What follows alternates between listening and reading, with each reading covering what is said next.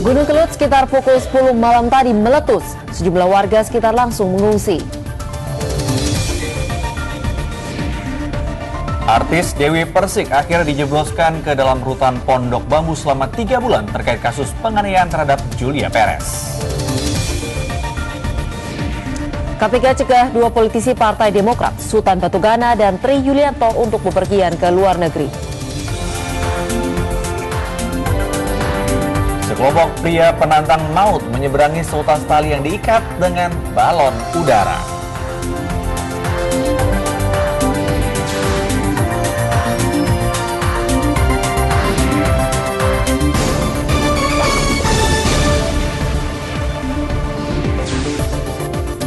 Ya, apa kabar Anda semua pagi ini ya? Semoga sehat walafiat ya seperti kami di studio pagi ini. Ya, pagi ini hari Jumat ya, 14 Februari 2014, kita agak tinggi-tinggi karena Valentine's Day. Betul, hari kasih sayang saudara. Namun Valentine's Day kali ini agak membara karena memang Gunung Kelut tadi malam meletus saudara, dan itulah yang akan menjadi laporan utama pada pagi hari ini, dan juga tentunya ada sejumlah informasi lainnya ya. Ya, selain itu juga ada informasi tentang Syabel Korbi, ini ada update terbaru ya, Jati. Betul sekali. Dan ya saudara, ya kita akan menemani dalam 1,5 jam ke depan bersama saya Beverly Gunawan. Dan saya Jati Dharma.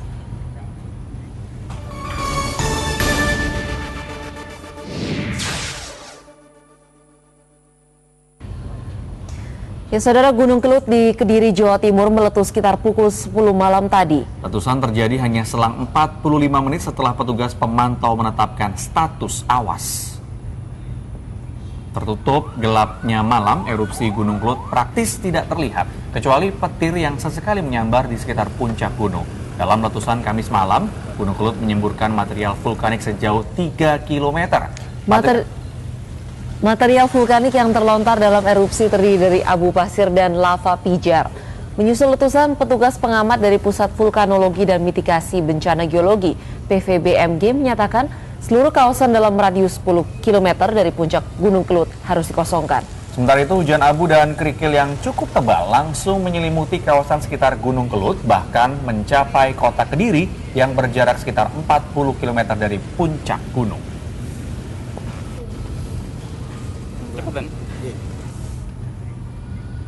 Ya saudara, menyusul letusan Gunung Kelut di Kediri Jumat malam, warga yang tinggal di lereng Gunung Kelut dievakuasi untuk menghindari bahaya akibat letusan.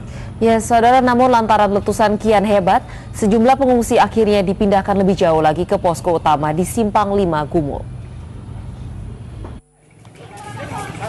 Suasana desa Sugewara seketika ramai dengan hiruk-pikuk warganya Kamis malam, tak lama setelah Gunung Kelut memasuki fase erupsi.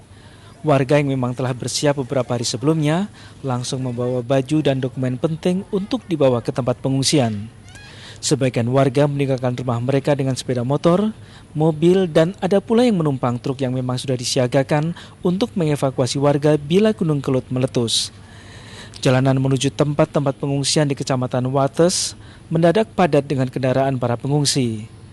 Menjual letusan Kamis malam, wilayah dalam radius 10 km dari puncak Gunung Kelut harus dikosongkan. Yang jelas status awas, steril 10 kilo harus sudah dibersihkan untuk masyarakat supaya mengungsi. Informasi itu resmi, Pak? Ya, resmi, ya jelas ini sudah tadi. Halo. Dari siapa, Pak, informasi tersebut? Status awas tadi dari vulkanologi. Belum lagi semua warga tiba di pengungsian, pemerintah kembali memindahkan para pengungsi dari posko pengungsi Segaran dan Tawang di Kecamatan Wates yang berjarak 20 km dari puncak Kelut menuju kota Kediri. Di kota Kediri, para pengungsi ditampung di posko utama di kawasan Simpang 5 Gumul. Pemerintah Kabupaten Kediri menyatakan pemindahan ini terpaksa ditempuh karena letusan Gunung Kelut lebih dahsyat dari perkiraan. Kami yang saat ini berada di radius 30 km lebih, 40 km masih merasakan adanya jatuhan material letusan. Terkait dengan fungsi yang otomatis yang melebar. Jadi kita siapkan cadangan hukum yang ada. Hingga dini hari tadi, hujan abu dan kerikil masih terus turun di kawasan sekitar Gunung Kelut, termasuk di meter dari puncak. Danang Sumirat melaporkan dari Kediri.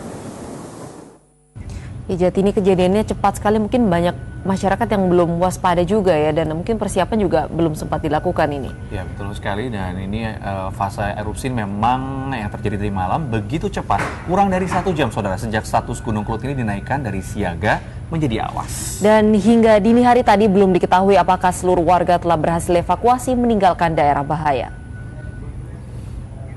Tidak hanya warga lereng Gunung Kelut yang dievakuasi menuju kawasan yang dinilai aman dari bahaya letusan.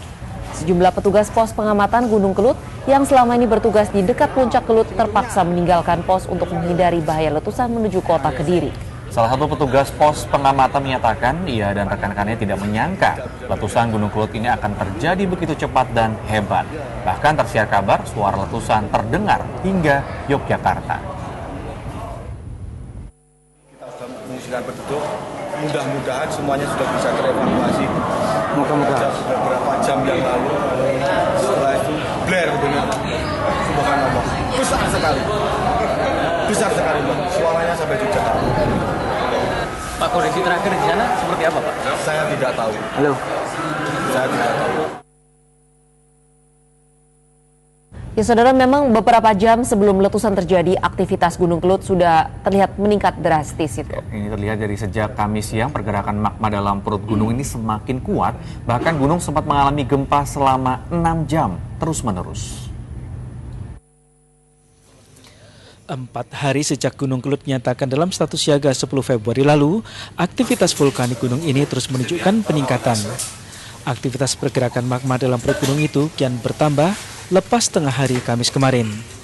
Gempa tremor mulai terpantau sejak jam 12 siang. Gempa tersebut berlanjut dan bahkan terjadi terus-menerus selama 6 jam. Jadi biasanya kalau itu kan ada, tadi kita sebut ini semakin banyak jumlah gempanya itu merapat sehingga menjadi tremor agak menerus dengan amplitude agak besar ya, mendekati overskill. Nah itu baru terjadi letusan itu ya. Nah itu kita tunggu itu dulu, baru kita nanti naik statusnya. Gitu. Perkiraan itu akhirnya terbukti.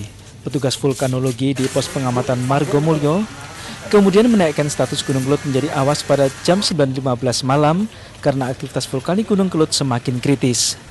Hingga jelang letusan Kamis malam, tingkat kegempaan terjadi kian rapat dan kuat. Tercatat gempa vulkanik dalam terjadi sebanyak 190 kali, gempa vulkanik dangkal 442 kali, gempa frekuensi rendah 26 kali, dan suhu air kawah meningkat menjadi 57,3 dari sebelumnya 56 derajat Celcius. Dan letusan hebat akhirnya terjadi kurang dari 1 jam kemudian setelah status awas diberlakukan. Danang Sumirat melaporkan dari Kediri.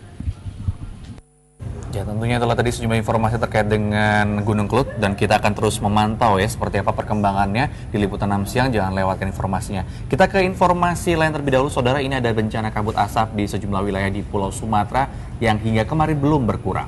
Ya, saudara, seperti di Provinsi Riau dan Sumatera Barat, jumlah titik api di sejumlah wilayah terus bertambah. Pembagian masker gratis di sejumlah jalan utama kota Pekanbaru Riau belakangan kian sering dilakukan. Sebagian wilayah Provinsi Riau memang masih dilanda kabut asap. Bahkan menurut pantauan satelit Modis Terra dan Aqua, titik api pada hari Kamis mencapai 276 titik dari 520 titik api di Pulau Sumatera. Sebelumnya, Kabupaten Bengkalis dan Kota Dumai dinyatakan berstatus tidak sehat seiring dengan naiknya kadar polutan dalam udara. 9 dari 12 kabupaten dan kota di Provinsi Riau tengah menghadapi persoalan kebakaran lahan yang luas. Diperkirakan luasan lahan yang terbakar mencapai 20.000 hektar. Kota Padang, Sumatera Barat, Kamis sore juga diselimuti kabut asap pekat. Dipantau dari puncak Bukit Gunung Pangilun, kabut asap menyelimuti seluruh wilayah kota. Dari data BMKG Sumatera Barat, kabut asap yang menyelimuti Kota Padang diperkirakan akibat kebakaran lahan di Sumatera Barat serta kiriman dari provinsi tetangga. Provinsi Sumatera Barat sendiri menurut citra satelit menyumbang 11 titik api yang tersebar di Kabupaten Pasaman dan Pasaman Barat, di mana pembukaan lahan termasuk untuk perkebunan kelapa sawit marak dilakukan. Yusril Ardanis dan Arset Kusnadi melaporkan dari Pekanbaru Riau dan Padang, Sumatera Barat.